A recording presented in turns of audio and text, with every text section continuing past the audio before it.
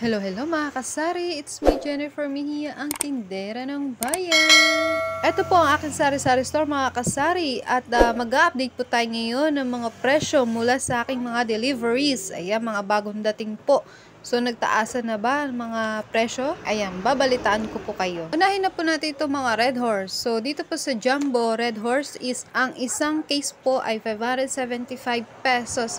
And 6 pieces po yung laman ng bawat isang case. So, kung magsisimula po tayo ng isang sari-sari store, so ang Red Horse po ay mayroong deposit na 111 pesos bawat isang case. Sa Jumbo po yun. So, sa Stallion po is iba naman po yung presyo ng deposit niya.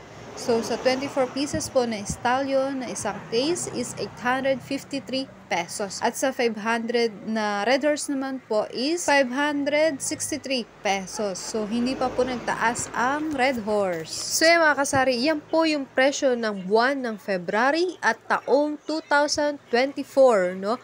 So, kung late nyo po mapapanood itong video na ito para sa mga nagsisimula po ng isang sari-sari store or nagpaplano na magtayo ng sari-sari store at naghahanap na kung ano-ano ba yung mga presyo ngayong pagtatayo nila ng sari-sari store is ito po. Kung mapapanood nyo po ito, buwan po na February at taong 2024.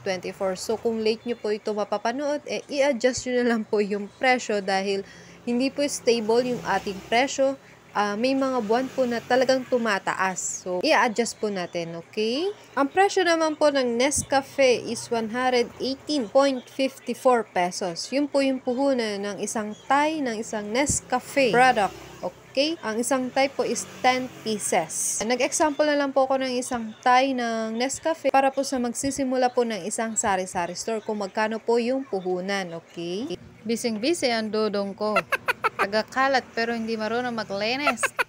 Ayan, punta na po tayo dito sa Unilever product. Ayan, bagong dating, mainit-init pa. Nagtaasan na po ba kaya ang mga Unilever product? So, alamin po natin kung magkano po ang puhunan ng bawat items na ito.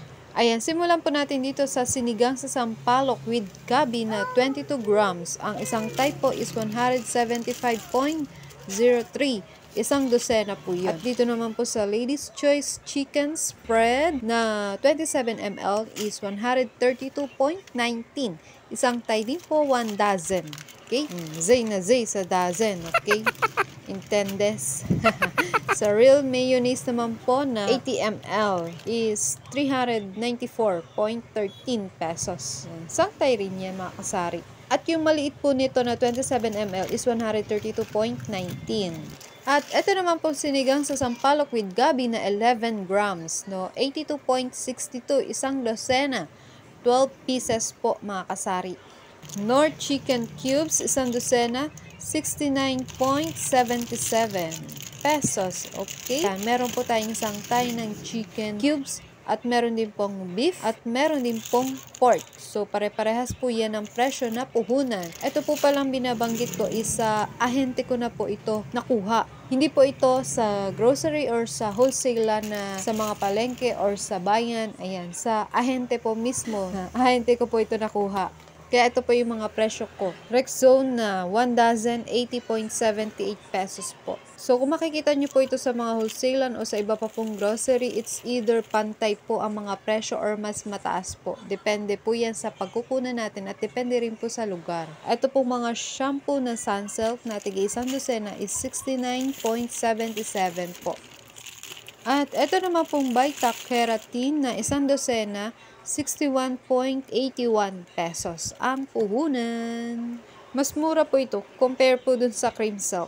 Ayan, yung cream silk po natin is 74 pesos po. Isang dosena po.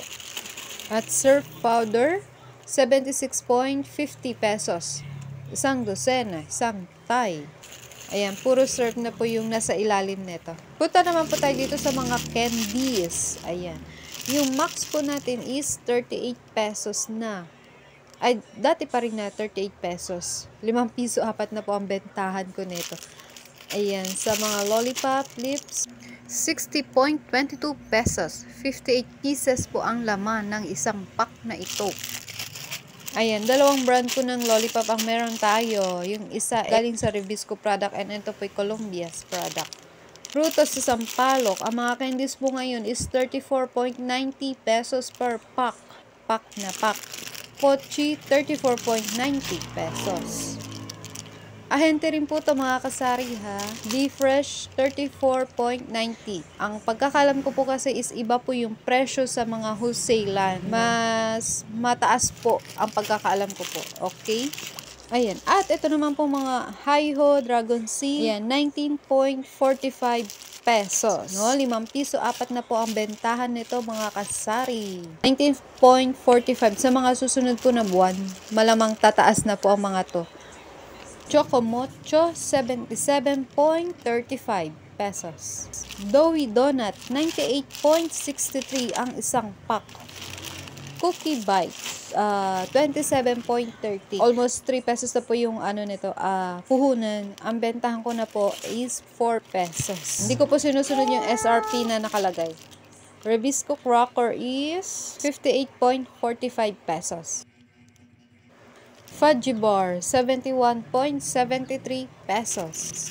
Revisco na may palaman, 58.45 pesos.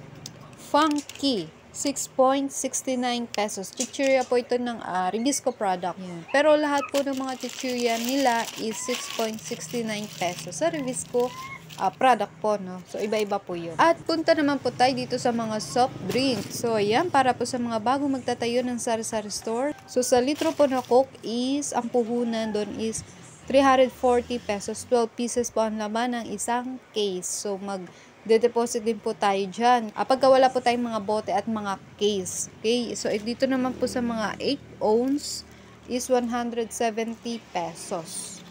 Isang case naman dito sa 8 ounce is 24 pieces. Dos po ang isang bote pagka maliit. Pag malaki po is 6 pesos. So yan, kailangan po natin alagaan yung mga bote, mga kasari, kasi kapag hindi po ito na ibabalik sa atin, tayo po yung magbabayad. Bibili na naman tayo ng panibago sa mga supplier natin ng bote. No, hindi po libre ang bote, kaya kapag hiniram, isulat po natin kung sino po yung mga nakahiram ng bote or padepositohan na lang din po natin sa ating mga customer. Okay? Cobra is 290 pesos po ang isang case, 24 pieces mga kasari. So yan mga kasari, ito po yung mga presyo ng ilang items, no? Kung kayo po yung mag-o-open or nag-iisip, nagpaplano ng isang sari-sari store, I hope nakatulong po ang video nito para madagdagan po ang inyong kaalaman about sa presyo ng mga items. At kung nakadagdag idea po sa inyo ang video na ito, please click nyo naman po ang subscribe and notification bell para sa iba ko pa pong video. Thank you for watching. Bye-bye. Happy selling. God bless.